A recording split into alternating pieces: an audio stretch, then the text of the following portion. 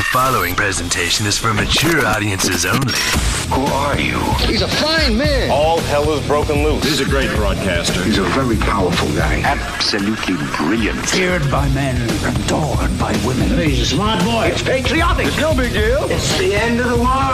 I might as well tell you now. He's a monkey. And how you doing, ladies and gentlemen, boys and girls, children of all ages? Welcome in to another edition of The Wyldeside with Eric Clark. I am your host, Eric Clark, saying thank you for taking time out of your busy day to give my video a watch and a listen. Make sure you're subscribed to the YouTube channel, hit that notification button for the live stream, smash the like button for the algorithm. If you have a band, song, or a video, something you want me to check out, the best place to get me that suggestion, over at the Discord server. Left-hand side, YouTube reaction request, drop a link, a brief description. I will get to it when I can. They are starting to pile up. So get over to the Discord server, and don't forget to join us twice a week for our live streams. Help the channel out from Patreon to PayPal, but the most important way that you can help the channel, simply by leaving a comment below. And the only comment you have to leave, throw some horns. Horns up in the comment section. It helps me out with the algorithm. It's this engagement thing. You know how YouTube is. So if not anything, throw me some horns. Today's Discord suggestion is coming from Magnus. He said, hey, man, check out this virtuoso. So today we are checking out, I hope I'm saying this correctly, Orianthi. I don't know anything about it. Let me know down below. According to the views, it's 12 years old, 11 million views, and I'm still just getting to it. So be my Sherpa. Let me know down below everything I need to know about this young lady, Orianthi, or the band, whatever it is. In the comment section, we're going to check out their rendition of a Hendrix classic, Voodoo Child. It's on the Wyldeside. Here we go. Do you think music has a meaning? Oh yeah, definitely. It's good to be more spiritual than anything now. Pretty soon I believe that they're going to have to rely on music to... That's cool that they're using Jimmy's voice at the beginning. There's an album came out in the 90s called Beautiful People. The band is called Beautiful People, and the album, I believe, is called If 6 Were 9. Or If 60s Were 90s. That's right. It's a great record. It's this dance band that uses Hendrix, hooks, vocals, all this other stuff. It's cool that they're using it. I'm sorry. I didn't mean to get pulled off there. Definitely. It's good to be more spiritual than anything now. Beautiful Pretty people. soon I believe that they're going to have to rely on music to get some kind of peace of mind or satisfaction, direction, actually.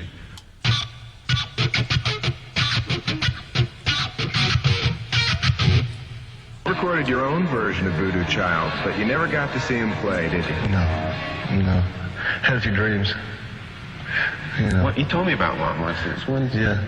There was one where they ended up, for the whole dream, we sat about this far apart, and I showed him anything I wanted to show him, and he showed me anything he wanted to show me.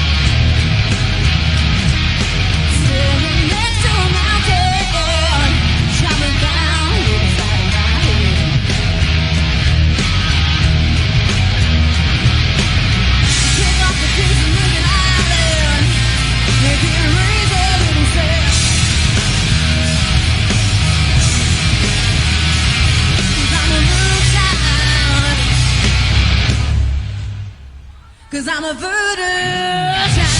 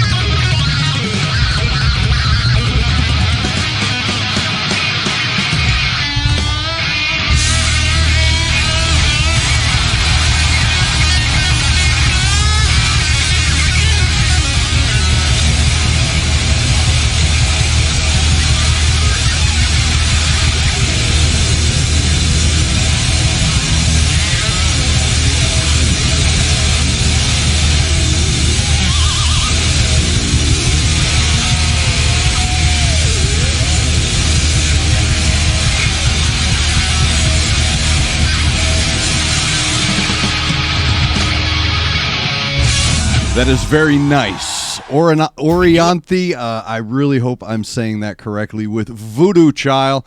I couldn't tell if that was Jimmy in the beginning or maybe Stevie Ray Vaughan. I don't know. Again, let me know down below everything I need to know about Orianthi, as suggested by Magnus over at the Discord server. Remember, if there's a band song or a video, something you want to check out, get over to the Discord server left-hand side. It's pretty simple. It's easier than my sister. What I like about her performance, two things that I like about it. When you think of Voodoo Child Slight Return or just Voodoo Child, you think of two people, Jimi Hendrix or Stevie Ray Vaughan. The thing about their performances and what makes them so special, and this is the thing that made Jimi Hendrix stand out, and if you want my thoughts on Jimi Hendrix, join us during a live stream and ask me about it. What made Jimi Hendrix stand out was his use of sound, how he used his equipment, how he used a simple amplifier. Excuse me. When I was watching her work those pedals, and I wrote down technique. When playing this song, what a lot of guitar players get wrong when they play Jimi Hendrix at Stevie Ray Vaughan, Buddy Guy, B.B. King, Albert King, these are people that had minimal equipment and knew how to get these specific sounds out of them. And it takes a certain technique to get that. Not just how you play, which I'll get to, but how you use your equipment. How do you use your wah-wah? How do you use your flange? How do you use your seesaw? These are all very specific to the individual that created that iconic tone, right? So when you're playing a Jimi Hendrix song, it's not just important to get the key and the fret and the progressions correct, but it's also important that you get the subtleties correct. She nails it. Nails the subtleties, which lend to the atmosphere of beyond proficiency, but more of a naturalness. That I know that's not a word. Even if it is, it doesn't sound right. I'm sorry, but it's the only word that I can, as my brain is processing things, I'm just throwing words out there. I apologize if it doesn't make sense. There is a calmness, a familiarity with how she understands those subtleties. So when you're watching her play, it's not just, like I said, the progressions or the tones or, playing the song. She also knows when to stand next to that amplifier and get that crunchy, over-modulated yet in tune sound that Jimmy would get and that Stevie Ray Vaughan would get. These are people that, like I said, they understood how to occupy their space, and she gets that. What I like what she did was her own touches. I like those. Guitar players, excuse me, can sometimes be overt with their hubris, and that tends to take them into places they ought not go. Whereas with her, she adds her own tones and she adds her own break and she adds her own elements without trying to compete with the source. So instead of becoming a cover song, this is more of a tribute homage. This is a part of her influence. This is a part of her sound. Okay? Excuse me. So again, I really enjoyed how she utilized her own space, paid tribute and honor to the space created such a unique way, and still understanding that uniqueness without going overboard with her own interpretations of it. And before I end this, I do want to say that one of the things about both of those performances, i.e. Jimi Hendrix and Stevie Ray Vaughan, if you go back and watch or listen to them, it's not just Jimi Hendrix here. It's not just Stevie Ray Vaughan. Yes, they are the forefront. They are the focal point here, audibly and visually. But that band's doing something too. The band, the drummer specifically, I really like the metronome of the bass. The bass was relentless. It was absolutely perfectly in. When I say naturally in time, what I mean is it's the bass. It's really the bass and the drums that create this heartbeat through a song. When you're playing live, sometimes a meter that you wrote down on paper and you time out with a metronome shifts a little. It's not out of time, but it's happening in real time. So the bass player needs to be able to read and understand where the others are going so that they can maintain that heartbeat in real time. Slight adjustments, because again, the guitar's going off, the singers are going off, drummers going off, whatever. It's the bass player's job to kind of, okay, everybody huddle up, boom, boom, let's get back in step. Let's keep this in this pace here. So the bass player was doing a really good job of maintaining a nice, relentless, metronomic rhythm through that track. And the drummer was doing some really cool fills as well. You know, absolutely, Billy Cox would be proud. Was it Billy? Or was he the bass player? Can't remember. My brain's I'm on three different paths here, and I should really just stay on one. So excellent example of a difference between an homage tribute and a cover song. You could feel their enjoyment in the track. You can feel their love of the source. You can tell through their tones and through their shifts and changes and fills that these are natural for them. So thank you very much, Magnus, for that. Orianthi, I don't know. So you're my Sherpas here, man. Let me know down below in the comment section. If not anything, throw me some horns, because that was a great performance. Absolutely stellar in front of a great crowd. I really hope they appreciate, not saying that they didn't.